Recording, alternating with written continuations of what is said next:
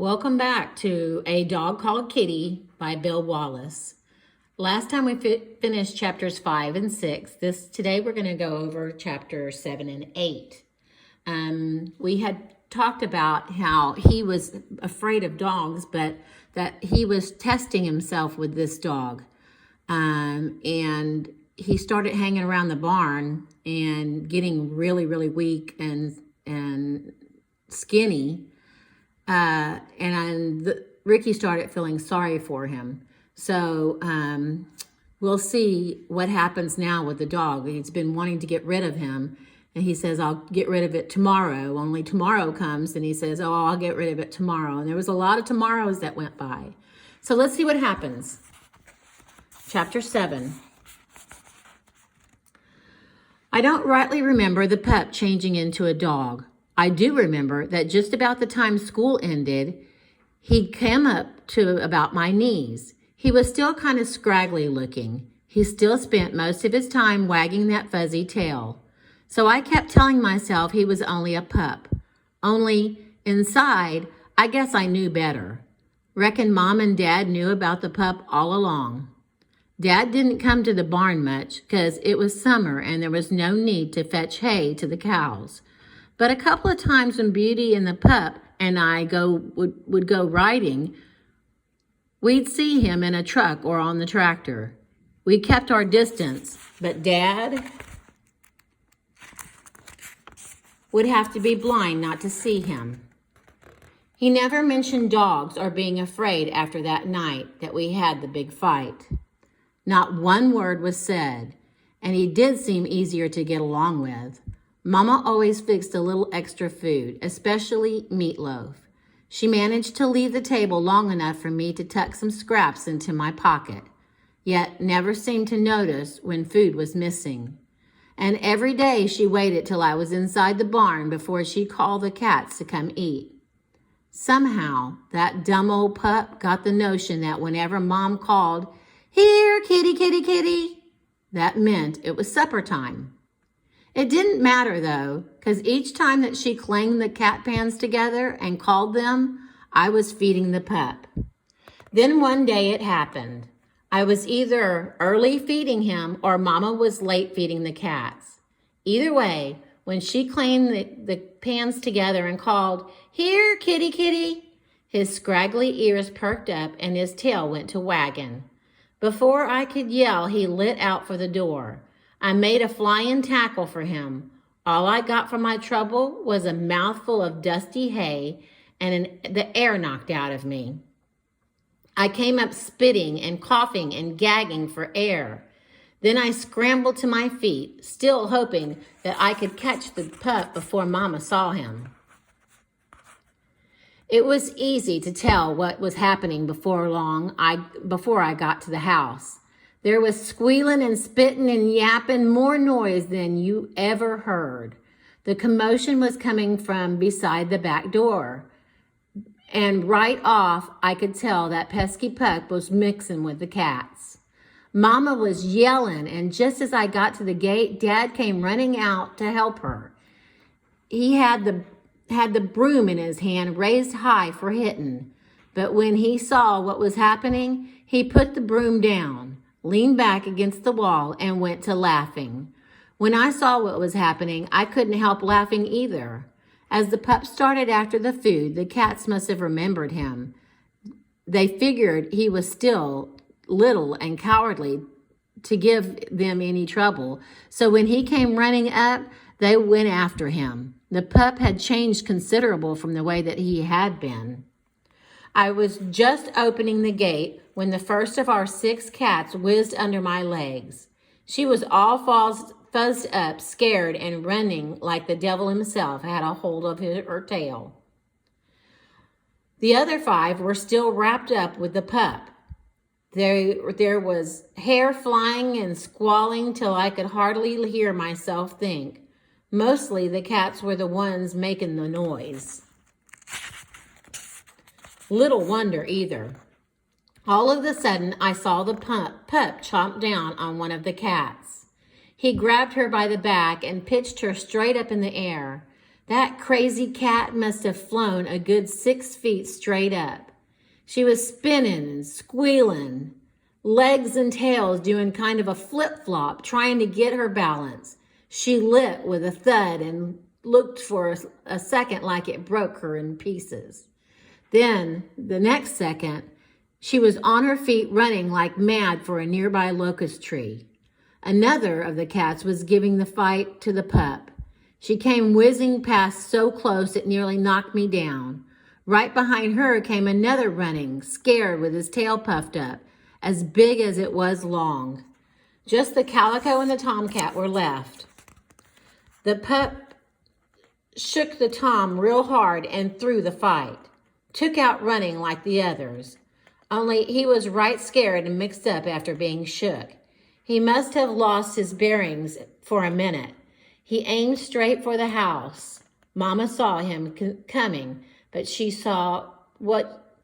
was too slow to do anything about it. The cat was confused. He must have thought Mama was a tree, and a tree was a natural place for him when a dog was chasing him. First thing you know, he shot up under Mama's dress and started climbing Mama, went to screaming and jumping up and down like a frog legs frying in a pan. She kept up her squealing and jumping long after the cat had left her and taken out through the wheat field. It must have scared that cat more than it did Mama. What with the dog and Mama both ganging up on him like they did, we never did see that cat again. The calico was hanging fast to the pup's head. She was all balled up on his back, digging in with her claws and chomping a mouthful of ear. That pup was about ready to give up. He was shaking his head and running in a wide circle that brought him almost to the fence and then back again toward the house. Before I could even think about helping him out, that pup took care of things himself. Right about to the back door, he stopped, ducked his head real low, then reared up on his back feet like a bucking bronco and gave a mighty shake of his head. Sure enough, it threw the cat loose, and as the cat was falling, the pup grabbed her on the tail, shook it, a good one, then flung her across the yard. As if it wasn't enough for the poor cat, she had to go land on the cellar door. It was a heavy door made out of wood and covered on the outside with sheet metal. Like most cats, this one lit on her feet. She was still fighting mad and her claws out. When those claws hit the slick metal, there wasn't anything for her to do but slide. She started sliding backwards, and when she started sliding, she started running, trying to get away from the pup. Only the more she ran, the more she slid. She ran and slid and fell and ran some more and slid some more till I figured she was plumb gonna run herself to death before she got off that slick door. Finally, she fell and slid off the door. When her feet hit solid ground, she tore out for the barn, ran so hard she didn't even notice when she left a big chunk of hair on the fence where she tried to squeeze under. The pup chased her, but only for a little way. Then he came back, took one bite of the food, and changed completely. He'd been all business. The hair on his back was bristled up, ready for fight. His lips were bared back, showing his white teeth, and there was a vicious glare in his eye. After one bite of the cat's food, his hair went down across the ridge of his back. His tail started wagging on his long pink tongue came rolling out of his mouth. After a second or so, he spotted me over by the gate. Then here he came.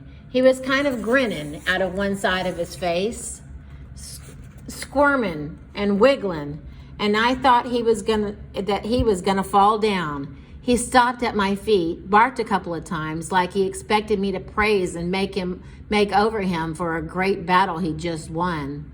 I did. After I'd petted him and loved him up good, he trotted back to the food, not to eat, just to stand guard over it and make sure those pesky cats didn't come back. It was about then when I noticed Mama and Dad. Dad had been leaning up against the wall, chuckling. When I saw him now, he was sitting against that wall, right where he'd slid down.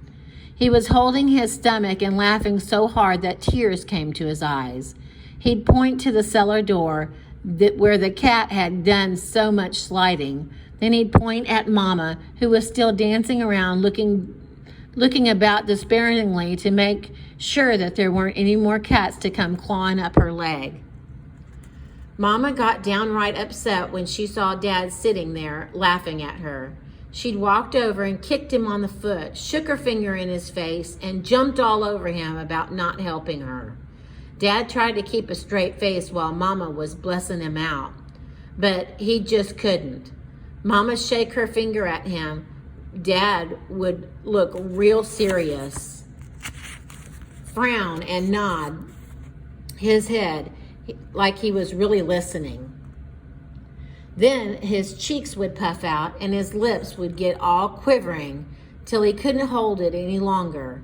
He'd bust with a big puff of air and go to laughing again. Mama finally got disgusted with him and stormed off for the house. Dad straightened up. Then he came over to where I was standing up by the gate. The laughing and chuckling left him when he put his hands on my shoulder. He looked at me, then at the pup, and back at me again. His mouth opened, but the words never came out. They didn't need to. I knew what he was saying from his eyes, from the way he stood so tall and straight. My dad was proud of me. Chapter 8. We named him Kitty. I don't reckon it was a name anybody planned sticking him with. It just happened that every time Mama called the cats, that pup come a-running. So it seemed only natural that if Kitty was the name that he liked, that's what we called him.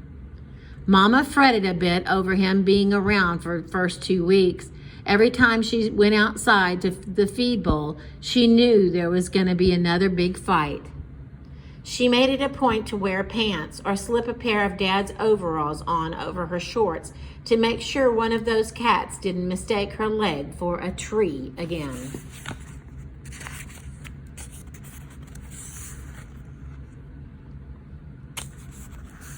Kitty was always real considerate about letting the cats get there first. Sometimes I could see him waiting at the side of the barn until the other 5 cats got to the feed bowl. Then here he'd come. He was all at the age where he was growing faster than anything else. His legs were long and sometimes got to going so fast he'd trip over his big feet and go tumbling. It didn't slow him much, but it did give the cats warning that he was after them. They'd take one more mouthful of food and light out for the trees. I found out that Dad known about Kitty for some 5 to 6 weeks now. He told me that he saw him near the grain bin one day and they could tell that his round fat tummy was that somebody was feeding him. He also told me that one day when Beauty and I were out for a ride, he took the pup into town and had the vet give him the shots that he needed. He told me something else at dinner that night that gave me considerable worry and kept me from sleeping good in a couple of nights. A bunch of farmers over by Lake Bercheski had gone together and hired a professional trapper. They're putting out things called coyote getters to rid them of the coyotes and the wild dogs that had been killing some of their stock. What is that? I asked. Dad frowned. What's what? A coyote getter. Oh, he nodded. Well, it's a tube sort of thing, about as big as the shotgun shell, only longer. They bury it in the ground and stake a piece of raw meat to one end. Then what? I interrupted. A coyote or a dog comes along and grabs the meat, fixing to eat it. When he does, the steak and the meat's on sets off an explosion explosive charge at the bottom of the contraption. It blows the poison powder called cyanide up into the critter's face, gets in his mouth and nose, and kills him right quick. That sounds like a neat trap, I said. Bet they get rid of a lot of coyotes that way. Dad nodded. Then I couldn't help noticing the strange look on his face when he stared at me. It's a good way of getting rid of coyotes or dogs. I tilted my head with a frown. It took me a minute or two to figure out what he meant. You mean like Kitty? He looked real solemn when he nodded his head. That's right, son. That pup of yours is always looking for a free meal. You and him and your horse have been ranging pretty far from home. Won't be long before you start running into them coyote getters. I'm telling you about them for two reasons. First off, I don't want you fooling around with them. You stumble over one and go to tugging around, trying to see what they look like, you just as liable as the coyote to get a face full of poison. You can usually spot where they are because the trappers put out a stake with a red ribbon on them, someplace near the trap. You can see a piece of ribbon like that. You steer clear. Understand? Yes, sir. I could tell by his voice that Dad wasn't fooling. He kind of cleared his throat and went on. Only trouble is, I can't explain the stuff about the ribbon to Kitty. That pup of yours finds himself a free meal. He wouldn't bother to look to see if there was a flag around. He'd just grab it up and end up getting killed himself. I sank down in my chair, bit at my lip.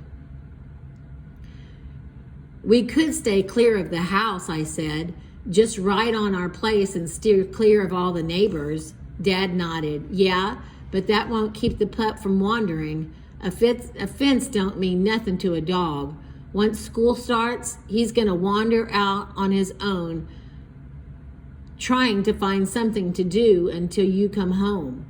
Dad kind of sat back in his chair, frowned, and scratched at his chin, like he was thinking hard on something. Might not hurt if we fixed up a pen to put him in when school starts. I was up on the edge of my chair. I bet it'd work, Dad. I'll help you build it. It sounded like a good idea. We told Mama about it, and she agreed. Everybody thought it was right smart. Everybody except Kitty. Dad and I had a pen finished by the next day of school. It was about 6:30 when I had to get up. The school bus was from Chickasha about 7:30, and I wanted to give myself plenty of time to get Kitty in the pen and make sure that he was all right before I left. Kitty was easy enough to catch. He always came when I called him.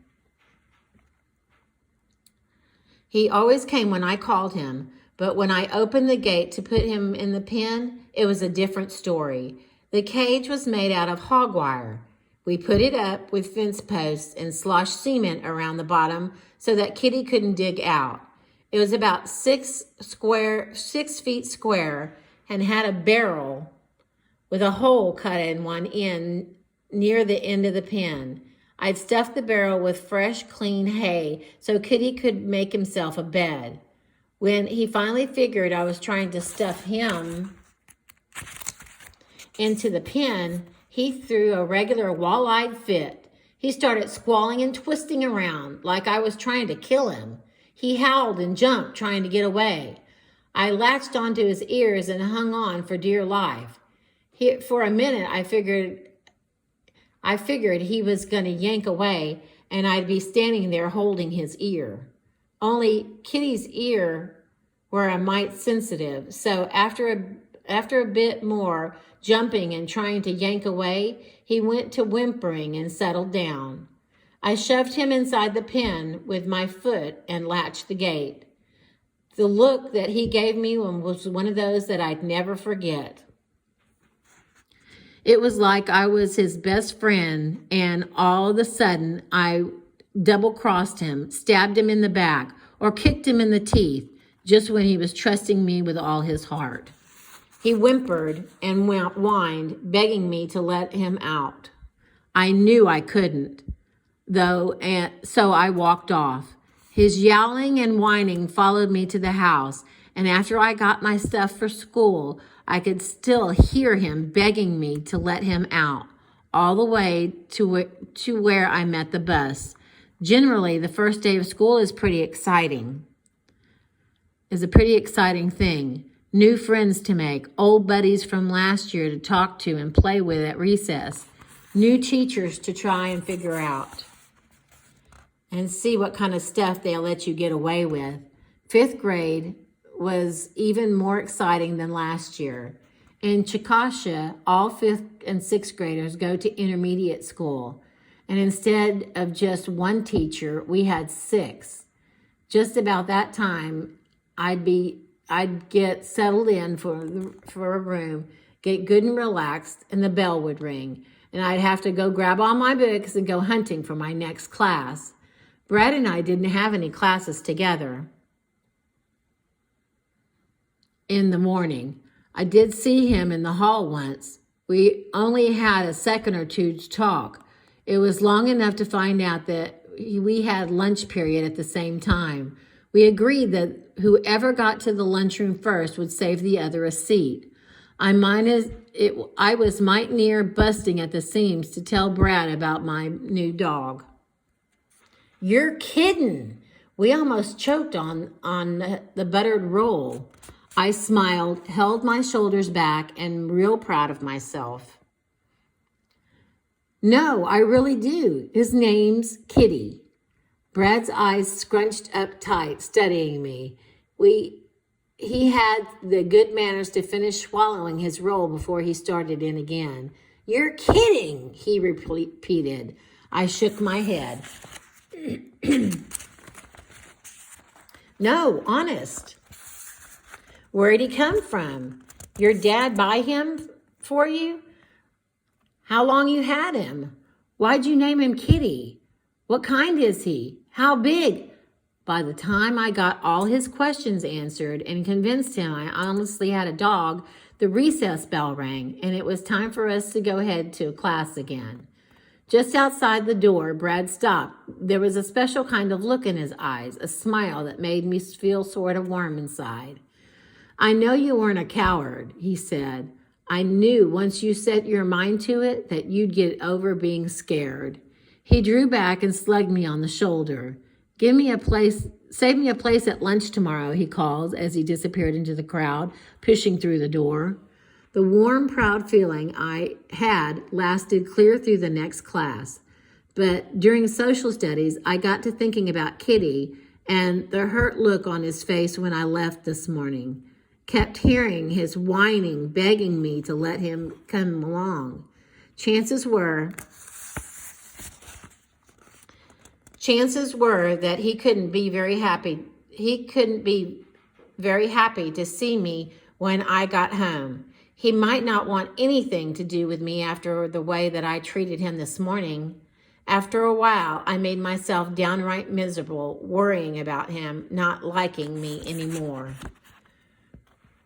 When the bus stopped on the road in front of my house, I found out that there had been no need to worry about my pup. He was waiting for me by the windmill. His tail was wagging clear up to his long floppy tongue. He come bouncing to greet me, jumped up so hard it almost knocked the wind out of me. How'd you get out? I demanded. Kitty only slopped me across the hand with his wet tongue. I rubbed his ears and pushed him back. I'm glad that you didn't get into any of that poison Dad was talking about. How'd you get out? Jumping up on me again, I laughed. He made it a regular game, jumping up and me pushing him back so that he could jump up on me again. I was glad to know that he'd forgiven me for putting him in the pen, but I sure was curious about how he got out. When we got back to Kitty's pen, Dad was there. He was standing on a ladder, putting some new fence on the top of the cage. You named that pup of yours good and proper. he chuckled when we walked up. He doesn't only come when you call here kitty kitty. He climbs better than most cats we got. I put him back in the pen 3 times after you left, and each time he climbed right out.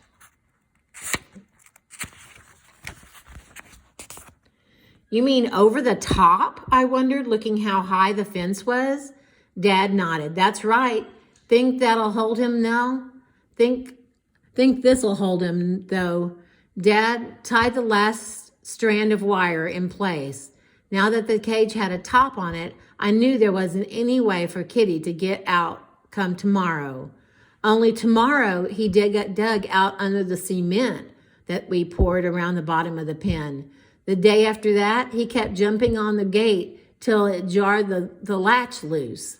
And Friday, he gnawed through the leather strap Dad had him tied up with. It's no use, Dad told me early Saturday morning. We've tried everything. I can't think of how to keep that pup of yours in. Guess we'll have to just give it up. Hope he doesn't get into any of the poison that farmers got spread around. I couldn't argue with Dad about that. There just wasn't any way to keep Kitty pinned up. With all the red flags I saw when Beauty and I went riding Saturday afternoon, and that began to worry me plenty.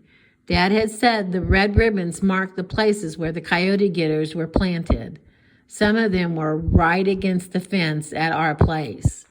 Once, after we'd been riding for about 2 hours and were headed home, I caught Kitty sniffing around where one of them was set. Beauty and I had to practically run over him to get him away from it. I still told myself I hated dogs, only I never really counted Kitty as a dog. I had come to think quite a bit of my scraggly pup, and I just knew that if I didn't come up with something soon, it was only a matter of time before he got to snooping around one of those traps and got himself killed. I didn't love him, but I didn't want my pup to get killed either. All right, that's the end of chapter 8. We'll have to wait till next time to see what happens if Kitty's going to get into any of these coyote getters. So see you next time.